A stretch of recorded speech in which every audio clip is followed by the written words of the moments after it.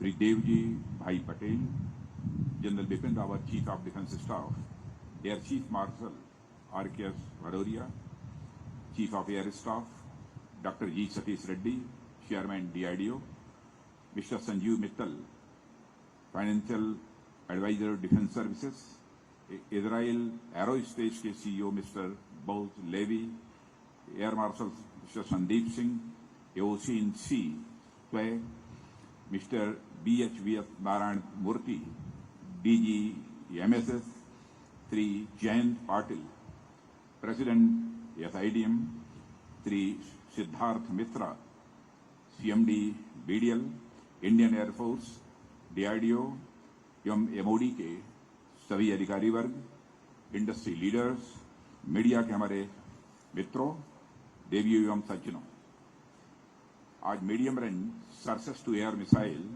System की first firing unit का handover हमारी एयरफोर्स को किया जा रहा है। यह हमारी एयरफोर्स के साथ साथ मैं समझता हूं कि पूरे रक्षा क्षेत्र के लिए बहुत ही एक महत्वपूर्ण दिन है।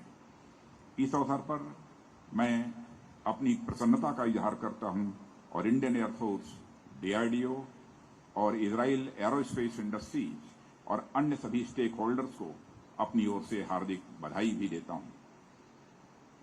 मित्रों, यह मिसाइल सिस्टम आज दुनिया भर में उपलब्ध अब तक के state of the art missile systems में एक है।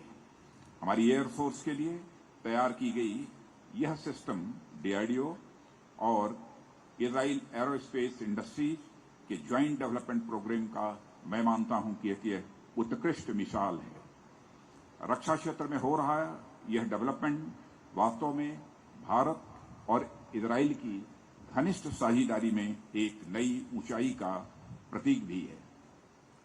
आज से पहले भी इन दोनों देशों के बीच गहरे संबंध रहे हैं, वह चाहे रक्षा के क्षेत्र में हो या स्पाइस बम्स और बैराक मिसाइल का सहयोग हो या फिर कोविड के खिलाफ लड़ाई में वैक्सीन के लिए दोनों देशों की कंपनियों का ज्वाइंट वेंचर हो। भारत और इजराइल के बीच एक अहम साझेदारी हमेशा यह कायम रही है। थोड़ा पीछे जाएं तो कारगिल युद्ध और थोड़ा और पीछे जाएं तो 1971 के वार, जिसकी हम आज स्वर्ण जयंती मना रहे हैं, में भी हमारे इस मित्र का सहयोग और समर्थन बराबर मिला है। आज का यह इवेंट उसी सीरीज में एक नई कड़ी और जोड़ता है, ऐसा मेरा मानना है। मित्रों, मुझे यह बताया गया है कि यह सिस्टम खराब मौसम में भी 70 किलोमीटर की रेंज तक कई लक्ष्यों को एक साथ भेजने में पूरी तरह से सक्षम है।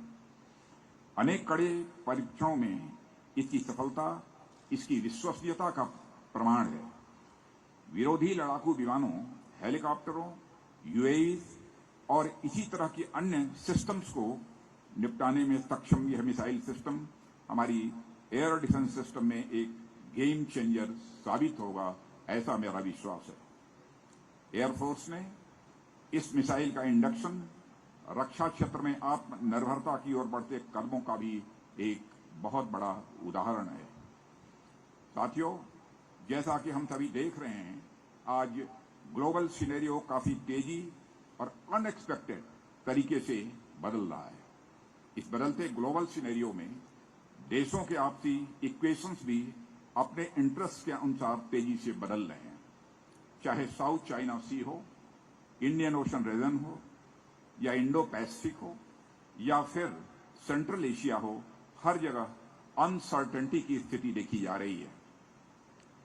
हाल का अफगानिस्तान का घटनाक्रम भी इसी तरह का एक उदाहरण है। बदलते जियोपॉलिटिक्स का प्रभाव ट्रेड, इकोनॉमी, पावर पॉलिटिक्स और उसी एवज में सिक्योरिटी सिनेरियो पर भी देखा जा सकता है। ऐसी स्थिति में हमारी सुरक्षा की मजबूती और आत्मनिर्भरता एक उपलब्धि न होकर बल्कि हमारी एक जरूरत बन गई है।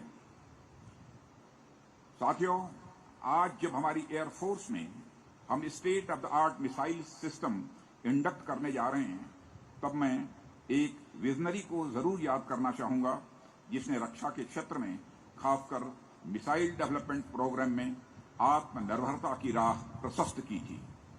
आज से लगभग 30 साल पहले श्री एपीजे अब्दुल कलाम ने देश में इंटीग्रेटेड मिसाइल डेवलपमेंट प्रोग्राम की शुरुआत की थी। इसकी कल्पना ऐसे समय में की गई थी जब हमारे वैज्ञानिकों को टेक्नोलॉजी के क्षेत्र में तमाम तरह के प्रतिबंधों का सामना करना पड़ता था। बावजूद इन सबके इस प्रोग्राम की सफलता ने न केवल मिसाइल डिफेंस में हमारी आत्मनिर्भरता सुनिश्चित की है, बल्कि यह भी सुनिश्चित किया है कि सीमा पार से आने वाले किसी भी प्रकार के खतरे को समय से पहले ही नष्ट कर दिया जाएगा। साथियों, पृथ्वी, अग्नि, आकाश, त्रिशूल और नाग मिसाइल्स के माध्यम से जिस आत्मनिर्भरता की कल्पना की गई थी, उसी विजन को सामने रखकर हम आज तेजी से आगे बढ़ रहे हैं। आज हमारा उद्देश्य मेक इन इंडिया से आगे स्वदेशी रिसर्च, डिजाइन और डेवलपमेंट के माध्यम से अपने टेक्नोलॉजिकल बेस को मजबूत करना, बल्कि उससे भी आगे मेक फॉर द वर्ल्ड है। साथियों, इस उद्देश्य की ओर हम टेक्नोलॉजी लीडर्स और पार्टनर नेशंस के घनिष्ठ सहयोग से तेजी से आगे बढ़ रहे हैं। एमआरसैम का डेवलपमेंट ऐसे ही सहयोगी प्रयासों का एक बहुत ही बेहतरीन प्रमाण है। इस प्रोजेक्ट ने न केवल सहयोगी कंपनियों और एजेंसियों की टेक्नोलॉजिकल क्षमता को बढ़ाया है, बल्कि एक ऐसा